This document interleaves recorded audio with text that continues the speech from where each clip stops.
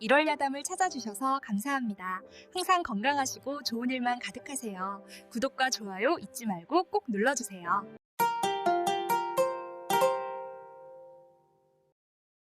옛날 옛적 한양도성에서 하루 길을 걸어야 닿는 외곽 장터에 두부장수 초하 할멈이 살고 있었습니다. 초하 할멈은 이미 예순을 훌쩍 넘긴 노인이었습니다. 허리는 구부정했고 얼굴에는 세월의 주름이 깊게 패여 있었지요. 하지만 손놀림만큼은 여전히 야무지고 정확했습니다. 해가 뜨기도 전 동이 트기 시작할 무렵이면 할멈은 이미 일어나 콩을 씻고 물에 불렸습니다. 맷돌을 천천히 돌리면서 콩을 갈고 하얀 두부물이 흘러나오면 정성스레 틀에 담아 눌렀지요. 그렇게 만들어진 두부는 장터에서 가장 맛있다는 소문이 자자했습니다. 초하 할멈네 두부가 제일이지 어찌나 부드럽고 고소한지. 장터 사람들은 할멈의 두부를 사기 위해 일찍부터 줄을 섰습니다. 그런 초하 할멈에게는 손녀처럼 키우는 소녀가 하나 있었습니다. 이름은 연우였습니다. 연우는 어려서부터 몸이 약했습니다. 조금만 무리해도 기침을 했고 추운 날이면 곧잘 알아누웠지요. 하지만 그 연약한 몸과는 달리 연우의 성품은 맑고 단정했습니다. 할멈이 새벽부터 두부를 빚는 동안 연우는 우물에서 물을 길어왔습니다. 작은 손으로 무거운 물동이를 이고 오는 모습이 애처로워 보일 정도였지요. 장작을 패고 마당을 쓸고 할멈이 장터에 나갈 때면 광주리를 들어주었습니다. 둘은 가난했습니다. 허름한 초가집에서 살았고 입는 옷도 여러 번 기운 것들이었지요. 하지만 서로를 아끼는 마음만큼은 그 무엇보다 따뜻했습니다. 저녁이 되면 둘은 작은 밥상을 마주하고 앉아 두부찌개를 끓여 먹었습니다. 가난한 밥상이었지만 할멈과 연우는 언제나 웃으며 이야기를 나누었지요. 장터 사람들은 가끔 할멈을 보며 혀를 찼습니다. 저 나이에 어린 손녀를 키우려니 얼마나 고되겠소. 그러게 말이오. 늙은 몸으로 어찌 감당하시려는지. 하지만 초아 할멈은 그저 미소로 답할 뿐이었습니다. 그 미소 뒤에 숨겨진 비밀을 아는 이는 아무도 없었습니다. 연우는 장터의 다른 아이들과는 사뭇 달랐습니다. 또래 아이들이 흙바닥에 주저앉아 놀 때 연우는 언제나 단정하게 치마를 여미고 조용히 앉아 있었습니다. 말씨 하나하나가 정갈했고 행동거지에서 어딘지 모를 품격이 느껴졌지요. 어느 봄날 장터에 양반댁 마님이 찾아왔습니다. 비단 치마 저고리를 입은 그 마님은 두부를 사러 왔다가 연우를 보고는 걸음을 멈췄습니다. 저 아이가 정령 할멈의 손녀가 맞소. 마님은 놀란 눈으로 연우를 바라보았습니다. 어찌 저리도 양반집 규수 같은지 모르겠구려. 손가락 하나, 목소리 하나도 범상치가 않소. 초하 할멈은 빙그레 웃으며 대답했습니다. 그저 얌전하게 자란 것뿐이옵니다, 마님. 얌전한 정도가 아니라오. 저 아이의 걸음걸이를 보시오. 마치 궁중라인이라도 되는 양 우아하지 않소. 주변의 다른 아낙네들도 고개를 끄덕이며 수군거렸습니다. 그러고 보니 정말 그렇구먼. 저 가느다란 손가락 좀 보게. 평생 일만 해온 우리네 손과는 다르지 않은가. 연우의 피부는 햇볕에 그을려야 할 텐데도 여전히 희고 곱상했습니다. 목소리는 맑고 차분했으며 눈빛에는 슬기로움이 가득했지요. 하지만 초하 할멈은 사람들의 말에 절대 동요하지 않았습니다. 오히려 더욱 조심스러워질 뿐이었지요. 사람들의 관심이 커질수록 할멈의 불안도 커졌습니다. 그날 밤 초하 할멈은 연우를 재워놓고 혼자 마당에 앉아 하늘을 올려다보았습니다. 별들이 총총히 빛나고 있었습니다. 부디 아무 일 없기를. 할멈은 작은 목소리로 중얼거렸습니다. 연우가 누구인지 어디서 왔는지는 오직 할멈만이 알고 있는 비밀이었습니다. 그 비밀을 평생 가슴에 묻고 살아가야 한다는 것을 할멈은 너무나 잘 알고 있었지요. 연우가 15살이 되던 해봄, 장터 근처 서당에 새로운 훈장이 부임했습니다. 그 훈장은 나이 지긋한 선비였는데 학식이 깊기로 소문난 분이었지요. 그에게는 윤서라는 도령이 있었습니다. 윤서는 20간 넘은 청년으로 키가 훤칠하고 눈빛이 맑았습니다. 책을 가까이 하는 선비였지만 몸가짐은 단정했고 말씨는 온화했지요. 어느 날 오후 윤서는 장터에 두부를 사러 왔다가 이상한 광경을 목격했습니다. 장터 한 구석 큰 나무 아래에서 연우가 나무판자의 나뭇가지로 무언가를 그리고 있었던 것입니다. 윤서는 호기심에 가까이 다가갔습니다. 나무판자 위에는 한자가 또박또박 적혀 있었습니다. 천자문의 첫 구절이었지요. 이 글자는 누가 가르쳐 주었소? 윤서가 놀라 물었습니다. 연우는 고개를 들어 윤서를 바라보았습니다. 맑은 눈동자가 윤서와 마주쳤지요. 아무도 가르쳐 주지 않았습니다. 그저 장터에 오시는 선비님들께서 쓰시는 글씨를 보고 따라 그려본 것뿐이옵니다. 윤서는 감탄을 금치 못했습니다. 글을 배운 적도 없이 단지 보고 따라 쓴 것만으로 이렇게 정확하게 써낼 수 있다니 말입니다. 그대의 이름은 무엇이오? 연우라 하옵니다. 연우. 좋은 이름이구려. 윤서는 잠시 생각하다가 말했습니다. 내가 그대에게 글을 가르쳐 주고 싶소. 이렇게 총명한 아이가 글을 모르고 지낸다면 안타까운 일이니까. 연우의 눈이 반짝였습니다. 하지만 곧 고개를 숙였지요. 저는 가난한 집 아이라 글을 배울 형편이 못 되옵니다. 돈을 받자는 것이 아니오. 그저 가르쳐 주고 싶을 뿐이오. 그날부터 윤서는 틈만 나면 연우에게 글을 가르쳐 주었습니다. 천자문을 시작으로 사자소하까지 연우는 놀라운 속도로 글을 익혀 나갔습니다. 한 번 가르쳐 주면 절대 잊지 않았고 어려운 뜻도 금세 이해했지요. 윤서는 날이 갈수록 연우의 재능에 감탄했습니다. 초하 할멈은 처음에는 걱정스러운 눈빛으로 지켜보았습니다. 연우가 주목받는 것이 두려웠지요. 하지만 연우가 행복해하는 모습을 보며 차마 말릴 수가 없었습니다. 할멈, 저는 글을 배우는 것이 너무 좋습니다. 연우가 환하게 웃으며 말했습니다. 할멈은 그 웃음을 보며 가슴이 먹먹해졌습니다. 이 아이가 본래 누구인지 안다면, 이 아이에게 글을 가르치는 것이 얼마나 당연한 일인지 안다면. 하지만 할멈은 아무 말도 할 수 없었습니다. 계절이 바뀌고 또 바뀌었습니다. 여름이 지나고 가을이 왔으며 겨울이 지나고 다시 봄이 찾아왔습니다. 윤서와 연우는 스승과 제자로 만났지만 어느새 서로에게 특별한 존재가 되어 있었습니다. 윤서는 연우의 맑은 눈빛에 점점 끌렸습니다. 연우가 책을 읽을 때 살짝 미소 짓는 모습, 어려운 글자를 만나면 고개를 갸웃거리는 모습, 무언가를 깨달았을 때 환하게 웃는 모습. 그 모든 것이 윤서의 마음을 흔들었지요.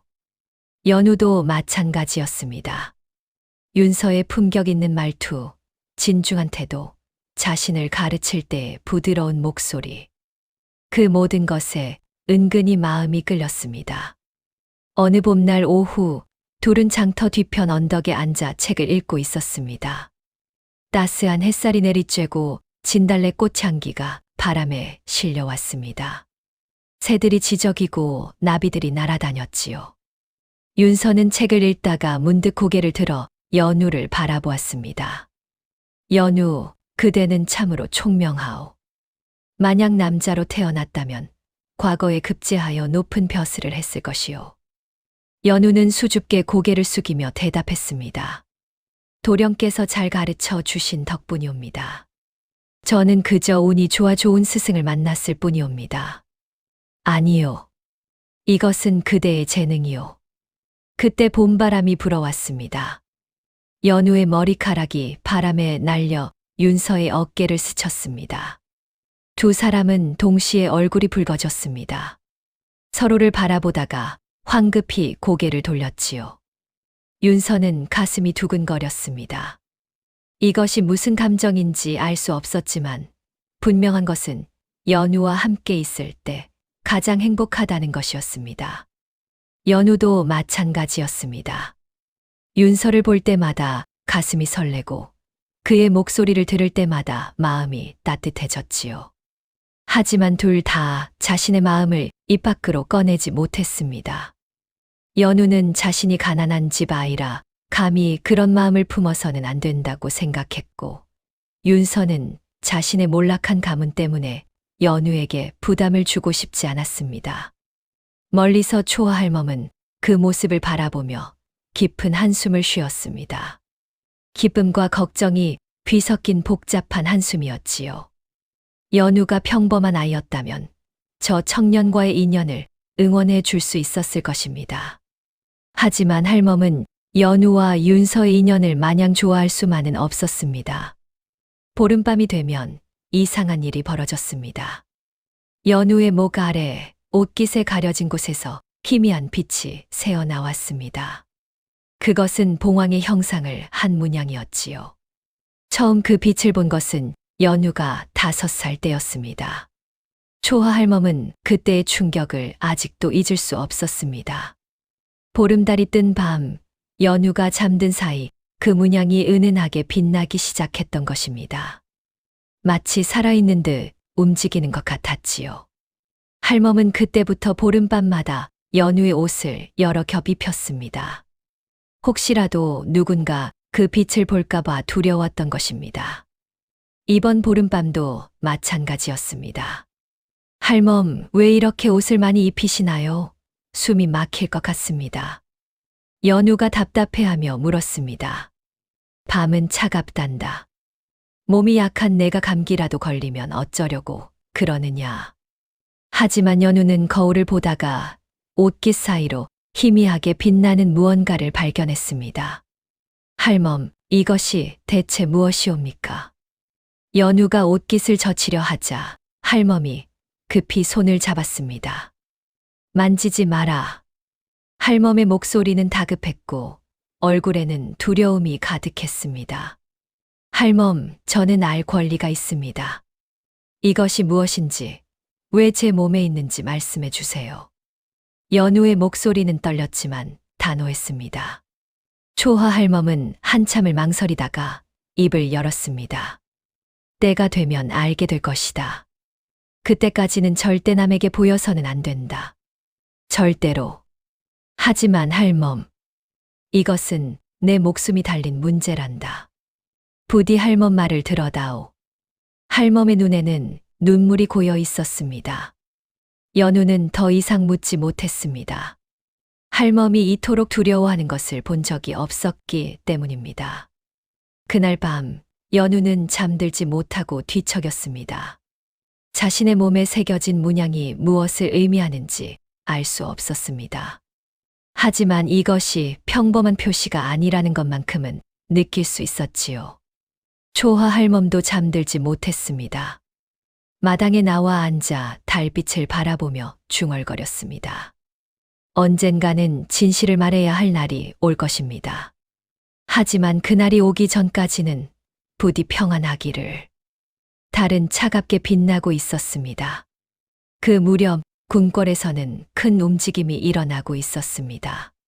구국연 씨가 낳은 아들을 세자로 책봉하려는 논의가 조정에서 급물살을 타고 있었지요.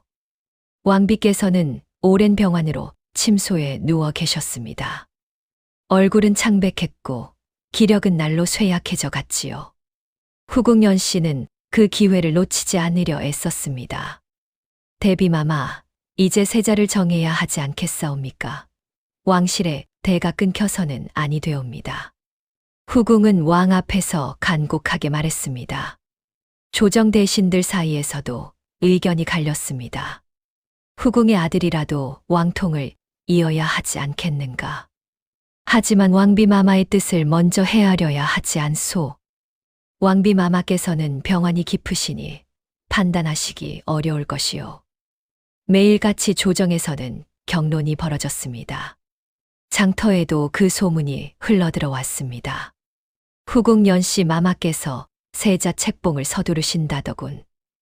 왕비 마마께서 병환이 깊으시니 어쩔 수 없는 일이겠지. 하지만 왕비 마마께 자식이 없으신가? 예전에 공주가 계셨다는 소문을 들었는데 그 공주님은 오래전에 돌아가셨다네. 유모가 데리고 도망쳤다가 둘 다 죽었다지. 아낙네들이 수군거리는 소리가 장터 곳곳에서 들렸습니다. 연우는 그 이야기를 들으면서도 별 관심이 없었습니다. 궁궐의 일이 자신과 무슨 상관이 있겠습니까? 그저 먼 나라 이야기처럼 느껴질 뿐이었지요. 하지만 초아 할멈은 그 소식을 듣고 얼굴이 창백해졌습니다. 손에 들고 있던 바가지가 바닥에 떨어져 깨졌지요. 할멈, 괜찮으세요? 연우가 놀라 물었습니다. 아, 아무것도 아니다. 그저 손이 미끄러졌을 뿐이야. 하지만 할멈의 손은 떨리고 있었습니다. 그날 밤 할멈은 밤하늘을 보며 두 손을 모았습니다. 부디 이 아이를 지켜주소서. 세자 책봉 논의가 본격화되자 궁궐에서는 오래된 이야기가 다시 수면 위로 떠올랐습니다. 15년 전 왕비께서 낳으신 첫 정녀 공주가 실종되었던 사건이었습니다. 당시 어린 공주는 갑자기 자취를 감췄습니다. 궁궐에서는 유모가 공주를 데리고 도망쳤다는 소문이 돌았고 며칠 후 유모의 시신이 한강 둔치에서 발견되었지요. 하지만 공주는 끝내 찾을 수 없었습니다. 왕비는 슬픔에 잠겨 병석에 누웠고 왕도 깊은 상심에 빠졌습니다. 그 일이 있은 후 궁궐에서는 공주에 대한 이야기가 금기시되었습니다. 누구도 감히 입 밖에 내지 못했지요. 하지만 이제 세자 책봉 문제가 불거지자 조정신료 중 일부가 조심스럽게 말하기 시작했습니다. 대감 한 가지 의문이 있사옵니다. 무엇인가? 만약 말입니다. 그때 사라진 공주께서 혹시라도 살아 계신다면 어찌 되는 것이옵니까? 조정이 술렁였습니다. 그것이 무슨 소리인가? 공주는 이미 돌아가신 것으로 결론이 났지 않은가? 하지만 시신이 발견된 것은 유모뿐이었사옵니다. 공주의 시신은 끝내 찾지 못하지 않았사옵니까? 그렇다면 자네는 공주께서 아직 살아 계시다고 생각하는가? 만약 그렇다면 세자 책봉은 무효가 되는 것 아니옵니까? 왕비 마마의 정녀가 우선이니 당연히 그분께서 왕통을 이어야 하지 않겠사옵니까? 후궁연 씨는 이 말을 듣고 식은땀을 흘렸습니다. 만약 그 아이가 살아있다면 내 아들은 영원히 세자가 될 수 없다. 후궁은 그날 밤 측근 내금이 부장 정운을 불러 냉랭하게 명했습니다. 정운, 그 공주가 정말 살아있는지 확인하라. 마마, 하지만 15년이나 지난 일이옵니다. 그래도 혹시 모르는 일 아니냐. 만약 흔적이라도 발견된다면 즉시 보고하라. 그리고 후궁의 눈빛이 차갑게 식었습니다. 만약 정말 살아있다면 조용히 처리하라. 정우는 등골이 서늘해지는 것을 느꼈습니다.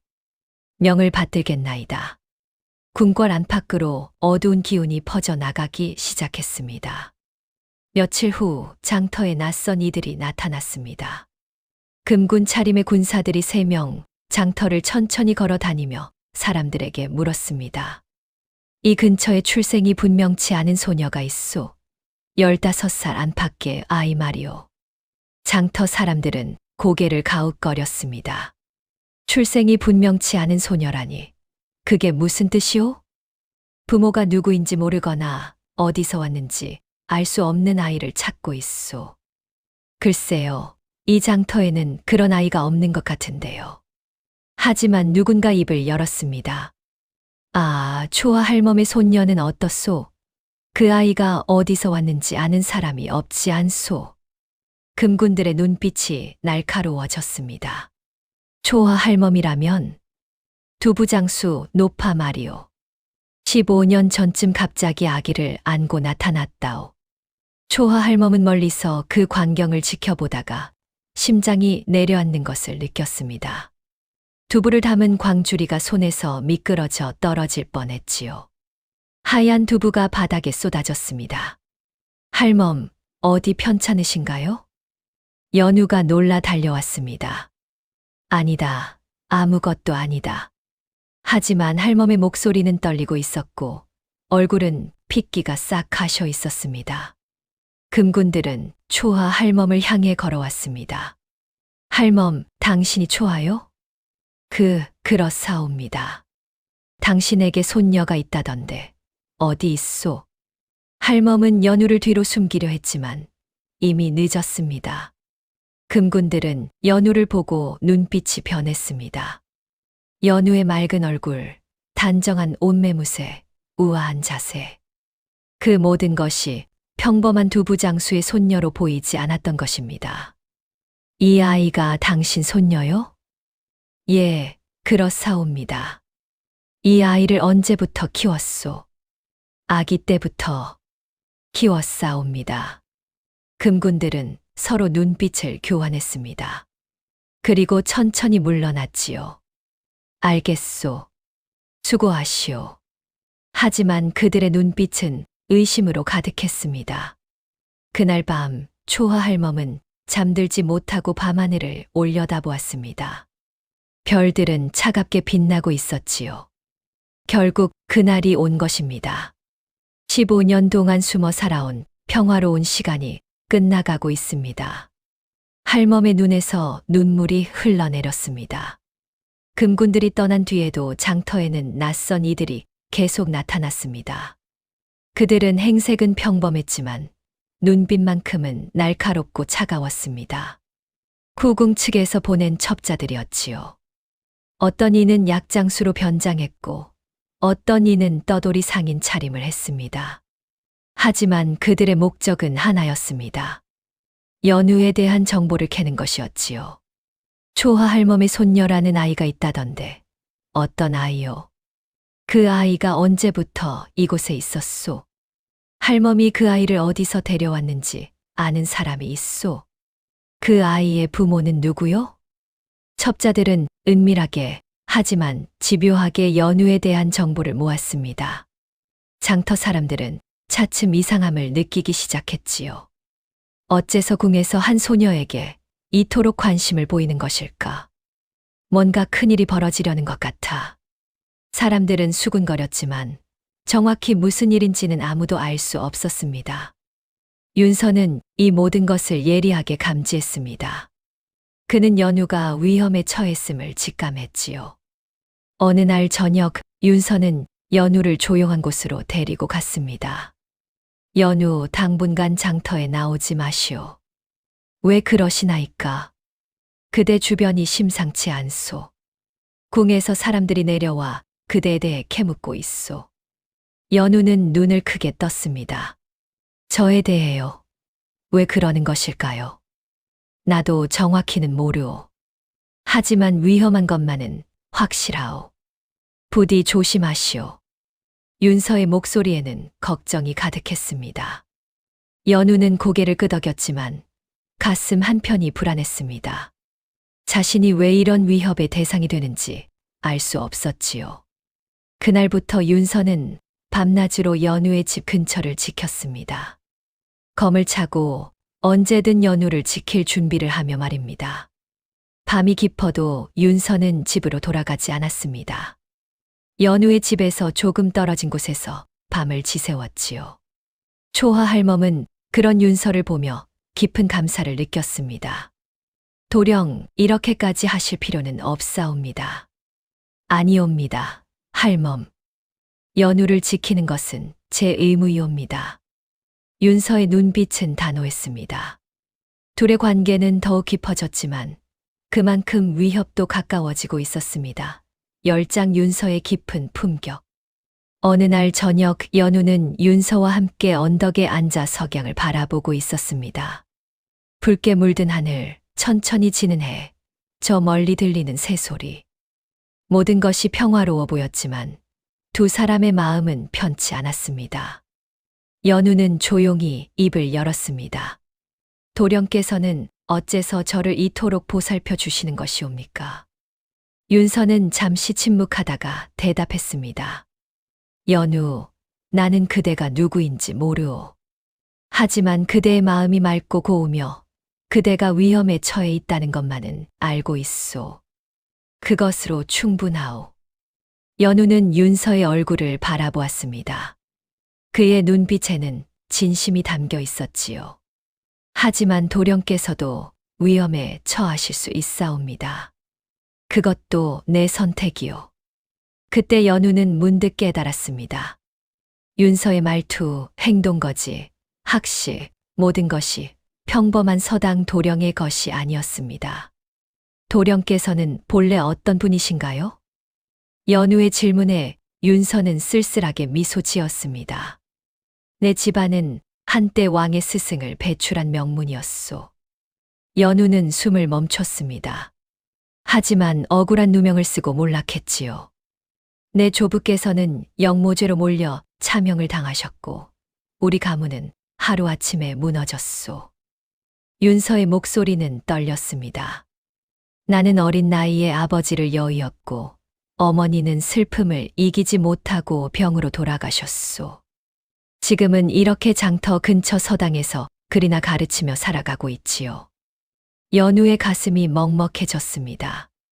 그런데도 저 같은 천한 아이를 돌보아 주시는 것이옵니까? 윤서는 고개를 저었습니다. 그대는 천하지 않소. 오히려 그 누구보다 귀하오. 나는 그것을 알고 있소. 어째서 그렇게 생각하시나이까? 그대의 눈빛을 보면 알 수 있소. 그대는 범상한 아이가 아니오. 어쩌면 나보다 훨씬 고귀한 출신일지도 모르오. 연우는 놀라 눈을 크게 떴습니다. 하지만 저는 그저 두부장수의 손녀일 뿐이옵니다. 정말 그럴까요? 윤서는 의미심장하게 웃었습니다. 그날 밤 연우는 윤서의 말을 곱씹으며 잠들었습니다. 그가 자신을 어떻게 생각하는지 그 마음이 진심임을 느낄 수 있었지요. 초하 할멈은 창밖을 내다보며 한숨을 쉬었습니다. 윤서가 좋은 청년이라는 것은 알고 있었습니다. 하지만 연우와 윤서의 신분 차이가 너무 컸습니다. 보름밤이 다시 돌아왔습니다. 이번에는 봉황문양이 이전보다 훨씬 선명하게 빛났습니다. 옷깃으로 가려도 희미하게 빛이 새어나올 정도였지요. 초하 할멈은 연우의 옷을 여러 겹덧이 폈지만 그것만으로는 부족했습니다.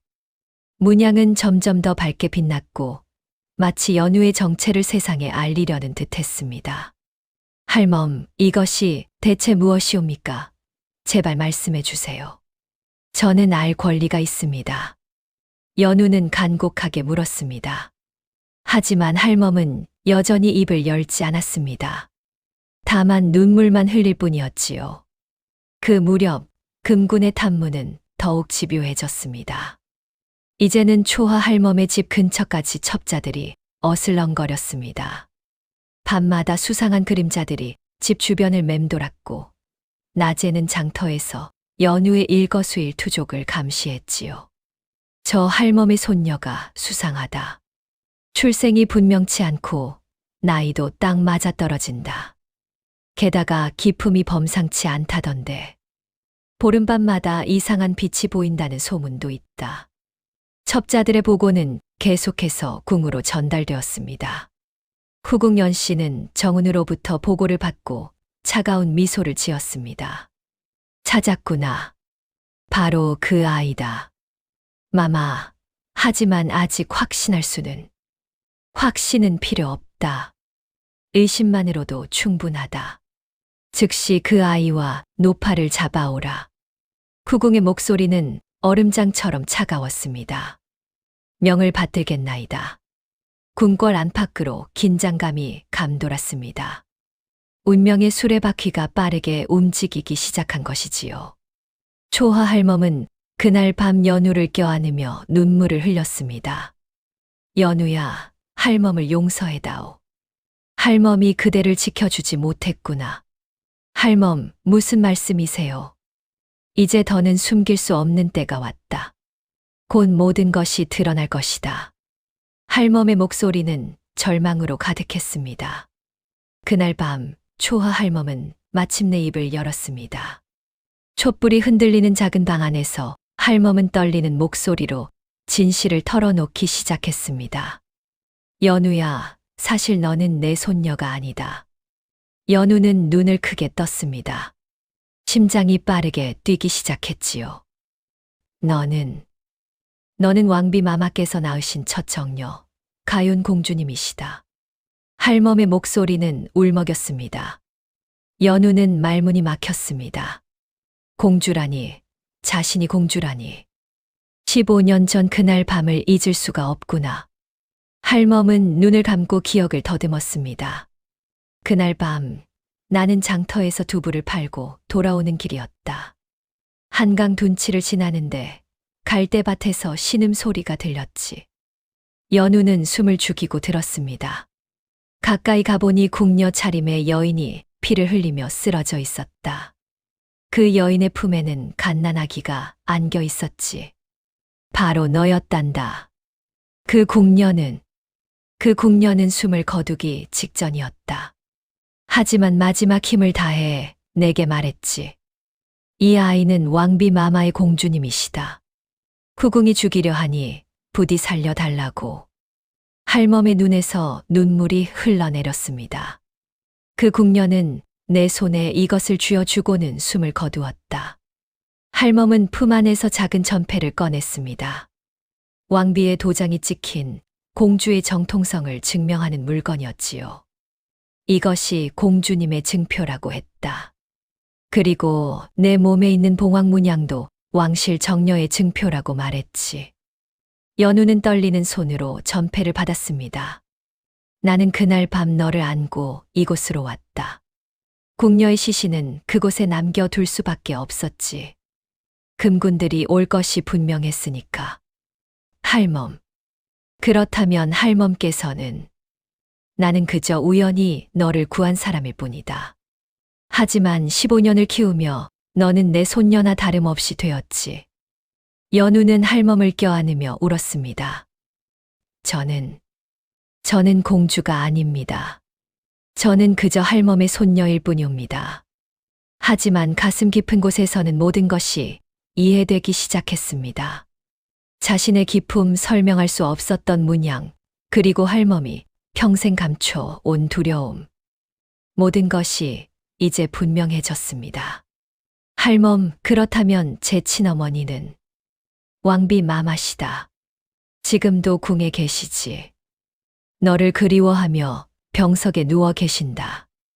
연우의 눈에서 눈물이 쏟아져 내렸습니다. 연우는 며칠 동안 아무 말도 하지 못했습니다. 자신이 공주라는 사실이 믿기지 않았고 동시에 두려웠습니다. 15년을 평범하게 살아온 소녀가 어떻게 감히 공주가 될 수 있단 말입니까? 저는 그럴 자격이 없습니다. 저는 글도 이제야 배우기 시작했고 궁중 예법도 모르고 두부나 팔던 아이일 뿐이옵니다. 연우는 괴로워하며 울었습니다. 방 안에 혼자 앉아 전패를 들여다보며 끊임없이 자문했습니다. 내가 정말 공주일까? 내가 정말 왕비의 딸일까? 그때 윤서가 찾아왔습니다. 초하 할멈이 모든 것을 그에게 말한 뒤였지요. 윤서는 연우가 있는 방문 밖에서 조용히 말했습니다. 연우, 나와 이야기를 나눌 수 있겠소? 연우는 대답하지 않았습니다. 윤서는 천천히 문을 열고 들어왔습니다. 그리고 연우 앞에 조용히 앉았지요. 연우, 도령, 저는. 윤서는 부드럽게 미소 지었습니다. 그대의 이름이 무엇이든, 그대가 누구이든, 그것이 그대의 본질을 바꾸는 것이오? 연우는 고개를 들었습니다. 그대는 여전히 맑은 마음을 가진 사람이오. 여전히 할멈을 사랑하고, 책을 좋아하고, 정의를 소중히 여기는 사람이오. 그것이 바로 그대의 진짜 모습이지, 이름이나 신분이 그대를 정의하는 것이 아니오. 하지만 그대의 마음이 귀한 것이지 이름이 귀한 것이 아니오.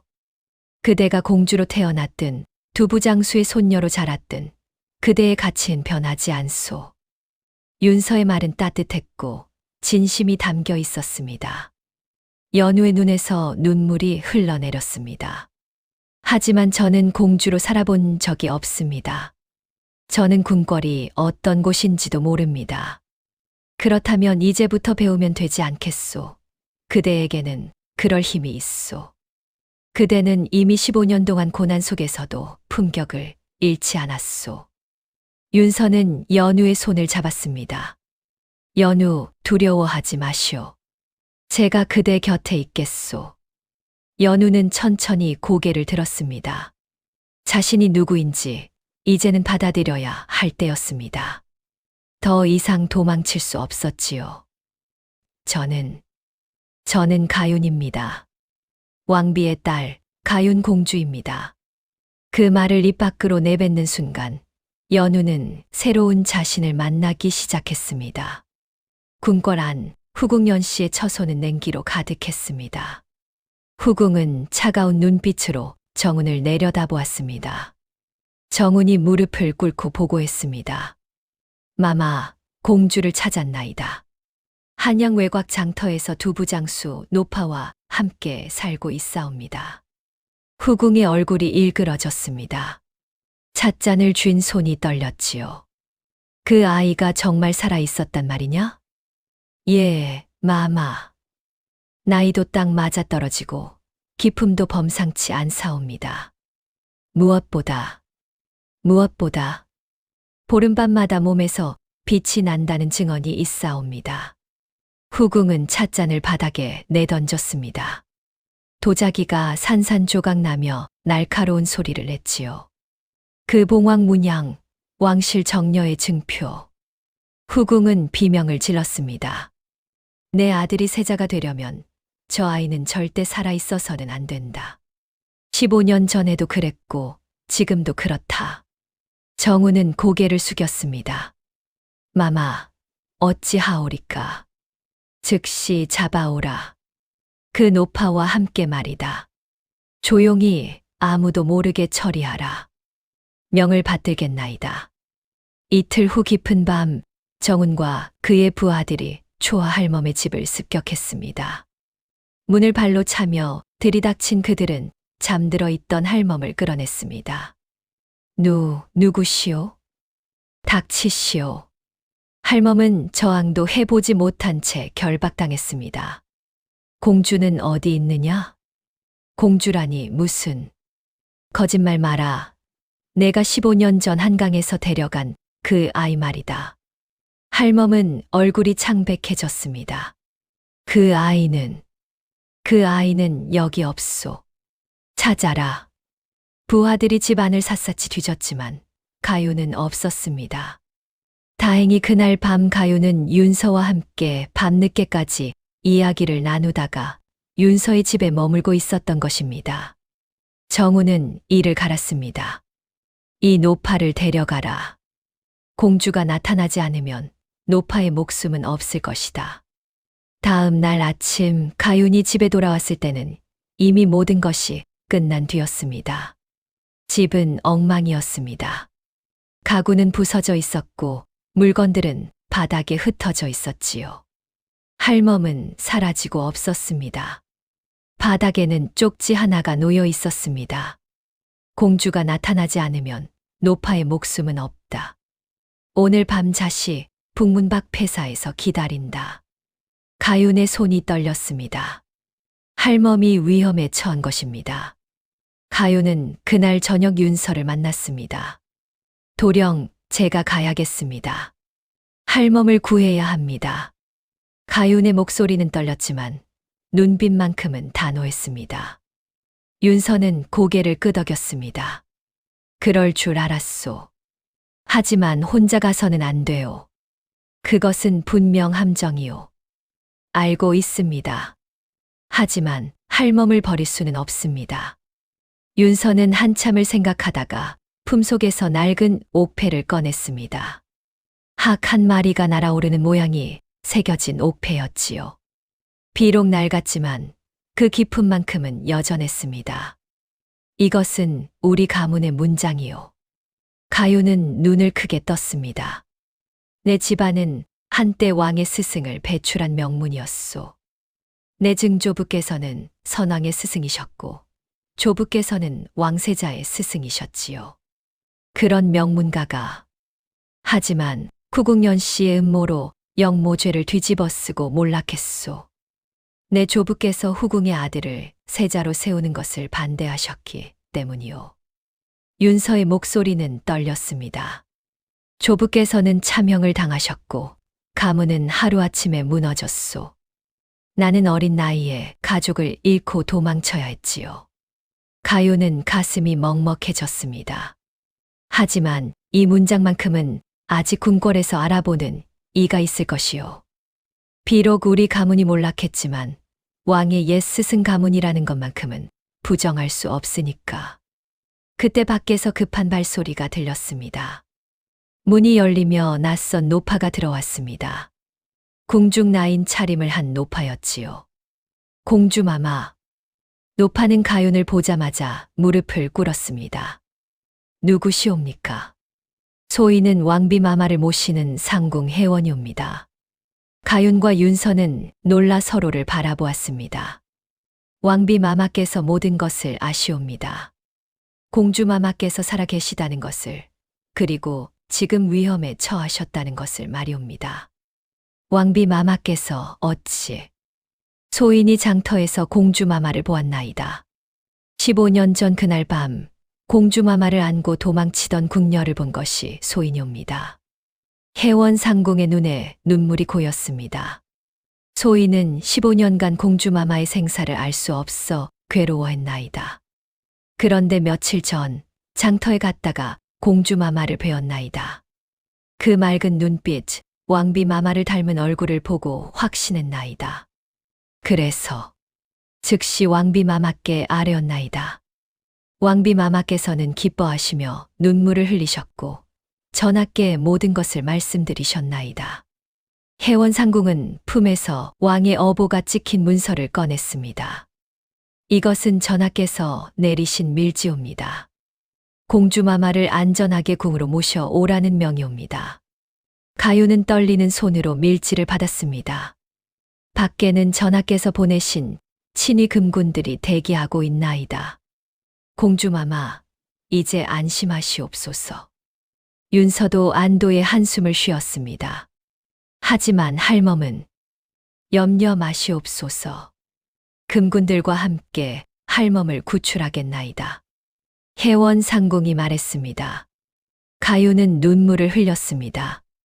이제 혼자가 아니었습니다. 왕과 왕비 그리고 충성스러운 이들이 자신을 지켜주고 있었습니다. 달빛만이 희미하게 길을 밝히는 밤, 가윤과 윤서 그리고 혜원 상궁은 왕의 친위 금군들과 함께 북문밖 폐사로 향했습니다. 금군 대장이 가윤에게 말했습니다. 공주마마, 저희가 먼저 들어가 할멈을 구출하겠나이다. 마마께서는 안전한 곳에서 기다려 주시옵소서. 아니옵니다.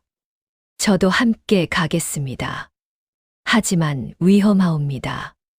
할멈은 저를 위해 15년을 목숨 걸고 지켜주셨습니다. 이제 제가 할멈을 지킬 차례입니다. 가윤의 목소리는 단호했습니다.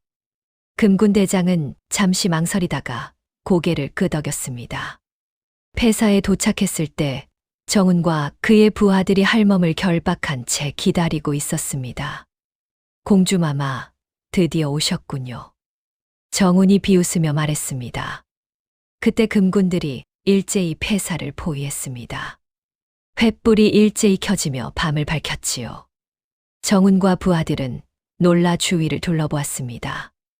이게 무슨... 금군 대장이 앞으로 나섰습니다. 왕명이다. 정운, 너는 왕족을 위협한 죄로 체포한다. 정운은 칼을 뽑아 들었습니다. 물러서라. 나는 후궁 마마의 명을 받들고 있다. 후궁의 명이 왕명보다 위에 있단 말이냐? 금군들이 일제히 정운과 부하들을 제압했습니다. 수적으로나 무력으로나 상대가 되지 않았지요. 가윤은 할멈에게 달려가 결박을 풀어 주었습니다. 할멈, 공주마마. 할멈은 눈물을 흘리며 가윤을 껴안았습니다. 윤서도 가까이 다가와 두 사람을 지켰습니다. 혜원 상궁이 말했습니다. 이제 궁으로 가시옵소서. 왕비 마마께서 기다리고 계시옵니다. 가윤은 떨리는 마음으로 고개를 끄덕였습니다. 일행은 왕의 금군들에게 호위를 받으며 궁궐로 향했습니다. 운명의 순간이 다가오고 있었습니다. 궁궐에 도착한 가윤은 먼저 왕비의 처소로 안내되었습니다. 문이 열리고 병약한 모습의 왕비가 침상에서 일어나 앉아 있었습니다. 왕비는 가윤을 보자마자 눈물을 흘렸습니다. 가윤은 문 앞에 서서 움직이지 못했습니다. 평생 한 번도 본 적 없는 친어머니였습니다. 어떻게 해야 할지, 무슨 말을 해야 할지 알 수 없었지요. 왕비가 천천히 일어나 가윤에게 다가왔습니다. 공주마마, 저를 올리옵소서.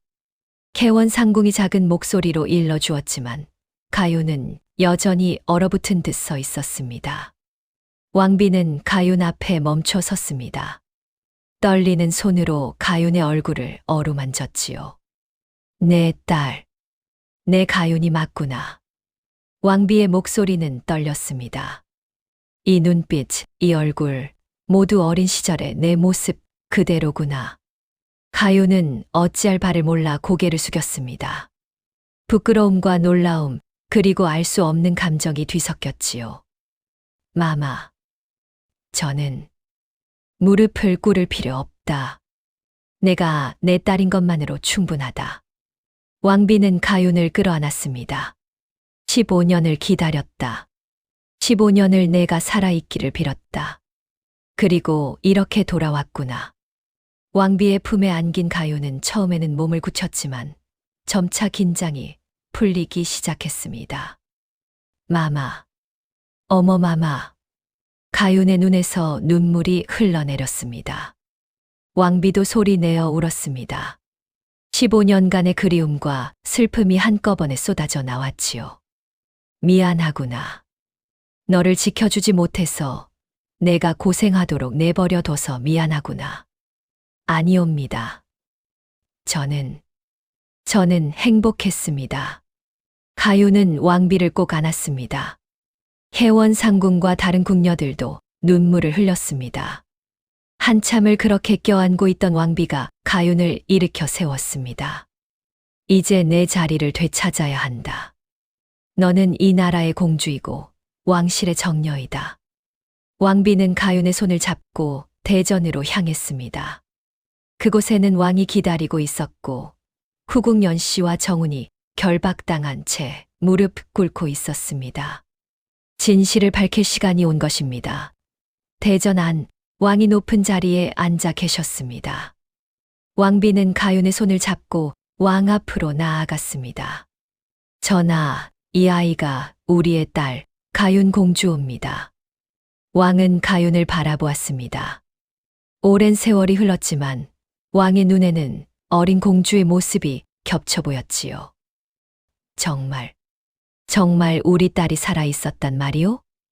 왕의 목소리도 떨렸습니다. 가윤은 무릎을 꿇고 절을 올렸습니다. 황공하옵니다, 전하. 왕은 자리에서 일어나 가윤에게 다가왔습니다. 일어나거라. 내가 무릎 꿇을 이유가 없다. 왕은 가윤의 어깨에 손을 얹었습니다. 잘 돌아왔다. 15년을 고생했구나. 조정 대신들도 숙연해졌습니다. 왕은 다시 자리로 돌아가 엄숙한 표정으로 후궁연 씨를 내려다보았습니다. 후궁연 씨, 그대가 저지른 죄를 낱낱이 고하라. 후궁은 이미 모든 것을 잃은 얼굴로 바닥에 엎드렸습니다. 혜원 상궁이 앞으로 나와 증언했습니다. 15년 전 그날 밤, 소인은 후궁 마마께서 유모에게 독을 먹인 것을 목격했나이다. 조정이 술렁였습니다. 그리고 후궁 마마께서는 어린 공주 마마를 죽이라고 명하셨나이다. 다행히 그 궁녀가 공주마마를 안고 탈출했지만 결국 후궁마마께서 보낸 자객에게 죽임을 당했나이다. 무슨 증거가 있느냐? 한 대신이 물었습니다. 혜원상궁은 작은 약병을 꺼냈습니다. 이것이 바로 그때 사용된 독약이옵니다. 소인이 15년간 증거로 보관해 왔나이다. 왕의 얼굴이 굳어졌습니다. 또 다른 증인들이 나왔습니다. 당시 궁녀들, 내시들이 하나둘씩 나와 후궁의 악행을 증언했습니다. 그리고 윤서가 앞으로 나왔습니다. 전하, 소인의 조부께서 영모죄로 몰려 차명당하신 것도 후궁의 음모였나이다. 조정이 다시 술렁였습니다. 소인의 조부께서는 후궁의 아들을 세자로 세우는 것을 반대하셨나이다. 그 일로 후궁께서는 거짓 증거를 꾸며 조부를 역적으로 몰았나이다. 왕은 분노로 떨었습니다. 후궁 연씨, 이 모든 것이 사실이냐? 후궁은 대답하지 않았습니다. 왕은 자리에서 일어났습니다. 후궁 연씨는 유모를 독살하고 어린 공주를 살해하려 했으며 충신을 역적으로 몰아 죽였다. 또한 15년간 공주의 생존 사실을 감추고 왕실을 속였다. 왕의 목소리는 천둥처럼 울렸습니다. 후궁 연씨는 서인으로 강등하고 사약을 내린다. 정운과 그 일당은 모두 차명에 처한다. 후궁은 비명을 질렀지만 이미 늦었습니다. 왕은 다시 가윤을 바라보며 부드러운 목소리로 말했습니다. 가윤 공주, 15년간 고생이 많았다. 이제 궁으로 돌아와 마땅히 누려야 할 자리를 되찾거라. 가윤은 눈물을 흘리며 절을 올렸습니다. 황송하옵니다, 전하. 왕은 다시 윤서를 바라보았습니다. 윤씨 가문은 억울하게 역적으로 몰렸다. 이에 모든 죄를 사하고 가문의 명예를 되찾아 주겠다. 윤서는 무릎을 꿇고 깊이 예를 올렸습니다. 성은이 만극하옵니다, 전하. 왕비는 초하 할멈을 불렀습니다. 전하, 이분이 공주의 목숨을 구한 은인이옵니다. 초하 할멈이 떨리는 몸으로 앞으로 나왔습니다. 왕은 할멈을 보며 말했습니다. 할멈, 공주를 살려주신 은혜는 천금으로도 갚을 수 없소. 원하는 것이 있으면 말하시오. 할멈은 고개를 저었습니다. 소인은 그저 아이가 살기를 바랐을 뿐이옵니다. 바라는 것은 없사옵니다. 왕비가 말했습니다. 할멈을 궁중 유모로 삼고 편안한 처소를 마련해 드리겠습니다. 가요는 할멈의 손을 잡고 눈물을 흘렸습니다. 후궁 연씨 일파는 처벌을 받았습니다. 사약을 받은 후궁은 마지막까지 저주의 말을 남기며 쓸쓸히 생을 마감했고 정우는 차명을 당했지요. 그들이 저지른 악행의 대가는 참혹했습니다. 한편 초하 할멈은 공주의 생명의 은인으로 대우받았습니다. 며칠 후 대전에서 왕이 조서를 내렸습니다. 초하는 공주의 목숨을 구한 충절이 지극하니 내명부 종일품 상궁의 직책을 내린다. 조정 신료들조차 숙연해졌습니다. 노년에 이런 관직을 받는 일은 매우 이례적인 일이었기 때문이지요. 내명부 종일품은 왕실 여성 중에서도 최고의 지위였습니다. 왕비를 직접 보좌하는 상궁들만이 받을 수 있는 품계였지요. 왕비는 직접 할멈의 손을 잡고 말했습니다. 부디 이곳에서라도 평안히 늙어가시옵소서. 이 아이의 생명을 지킨 어른이야말로 이 나라의 은인이십니다. 초하는 눈물을 흘리며 대답했습니다. 소첩은 그저 아이가 살기를 바랐을 뿐이옵니다. 이런 큰 은혜를 받을 자격이 없나이다. 아니옵니다. 할멈께서는 그 어떤 은혜보다 큰 은혜를 베푸셨습니다. 내 딸의 목숨을 구해 주셨으니까요. 초하 할멈에게는 궁 안에 따로 거처가 마련되었습니다. 비단 이불이 깔린 따뜻한 방, 정원이 보이는 창문, 시녀들이 시중을 드는 편안한 곳이었지요. 평생을 편히 누릴 수 있는 녹봉이 지급되었고 왕실의 예우를 받게 되었습니다. 이제 초아는 더 이상 장터로 돌아갈 이유도, 두부를 빚으며 생계를 걱정할 이유도 없었습니다. 그녀는 평생을 고단하게 살아왔지만 마지막만큼은 왕실의 예우와 존중 속에서 편히 지낼 수 있게 되었지요. 윤서의 가문도 명예를 회복했습니다. 왕은 친히 조서를 내려 윤씨 가문의 결백을 밝히고 억울하게 죽은 윤서의 조부를 복권시켰습니다.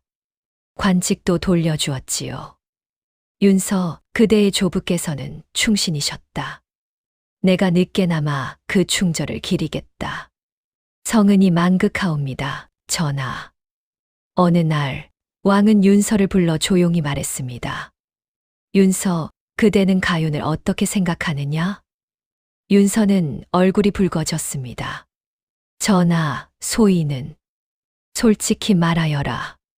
소인은 공주마마를 진심으로 사모하옵니다. 왕은 온화하게 미소 지었습니다. 옛 스승의 집안이라면 그 충절이야 이미 알지 않느냐. 가윤의 곁을 맡기기에 흠이 없다. 윤서는 놀라 고개를 들었습니다. 전하, 그 말씀은 때가 되면 혼례를 올리도록 하여라. 가윤도 그대를 마음에 두고 있는 듯하더구나. 윤서는 깊이 절하며 감사의 뜻을 전했습니다. 가윤은 그 소식을 듣고 얼굴이 붉어졌습니다. 하지만 기쁨을 감출 수 없었지요. 둘은 궁궐정원에서 만나 서로를 바라보았습니다. 공주마마, 이제는 그냥 가윤이라 불러주세요. 우리는 처음 만났을 때부터 서로를 이름으로 불렀잖아요. 윤서는 미소 지었습니다. 그렇다면 가윤. 예, 도령. 둘은 손을 잡고 정원을 거닐었습니다. 봄꽃이 만발하고 나비가 날아다니는 아름다운 날이었지요. 계절이 바뀌고 봄이 다시 찾아왔습니다. 궁궐은 완전히 평화를 되찾았고 가윤 공주는 본래의 자리로 돌아왔습니다. 가윤은 틈만 나면 할멈을 찾아와 손을 잡고 말했습니다. 할멈, 이제는 제가 할멈을 지킬 차례입니다. 공주마마. 아니에요. 제게는 할멈이 진짜 어머니나 다름없어요. 낳아주신 은혜도 크지만 길러주신 은혜는 더 크니까요. 할멈은 눈물을 흘렸습니다. 윤서 도령도 은인의 앞에서 정중히 절하며 인사를 올렸습니다. 은인께서 아니었다면 공주마마를 만날 수 없었을 것이옵니다. 평생 이 은혜를 잊지 않겠나이다. 도령, 이제는 가윤을 잘 부탁하네. 명심하겠나이다. 초아는 두 사람이 나란히 서 있는 모습을 보며 살아온 세월의 보람을 느꼈습니다. 창밖으로 따스한 햇살이 들어왔습니다. 봄바람이 살랑이고 궁궐정원에는 꽃들이 만발했지요. 가윤과 윤서는 서로의 손을 잡고 미래를 바라보았습니다. 고난의 시간은 지나갔고 이제는 평화와 행복만이 그들을 기다리고 있었습니다. 옛말에 이런 말이 있습니다. 진정한 부모는 피로 맺어진 것이 아니라 마음으로 맺어진다고 말이지요. 초하 할멈은 피 한 방울 섞이지 않았지만 목숨을 걸고 공주를 지켰습니다. 15년간 두려움 속에서도 아이를 키웠고 자신의 모든 것을 바쳤지요. 그 마음이야말로 가장 고귀한 사랑이었습니다. 또한 진정한 품격은 신분이 아니라 마음에서 나온다는 교훈도 있습니다. 가윤은 장터에서 자랐지만 공주의 품격을 잃지 않았습니다. 가난 속에서도 맑은 마음을 지켰고 위기 속에서도 용기를 잃지 않았지요. 윤서는 몰락했지만 충절을 잃지 않았습니다. 가문의 명예가 떨어져도 사람으로서의 품위를 지켰고 사랑하는 이를 위해 목숨을 걸 수 있었습니다. 하늘은 선한 이들을 저버리지 않았습니다. 억울함은 풀렸고 진실은 빛을 보았습니다. 15년간 숨어 지내던 공주는 당당히 제자리를 찾았고 억울하게 역적으로 몰렸던 가문은 명예를 되찾았으며 평생을 고생한 할멈은 편안한 여생을 보장받았습니다. 가윤과 윤서가 함께 바라보는 창밖의 햇살이 따스한 여운을 남기며 이들의 이야기는 아름답게 끝을 맺습니다. 다음 영상을 빠르게 만나보시려면 좋아요와 구독을 눌러주세요. 그럼 더 재미있는 영상으로 찾아뵙겠습니다. 모두 행복한 하루 보내세요. 감사합니다.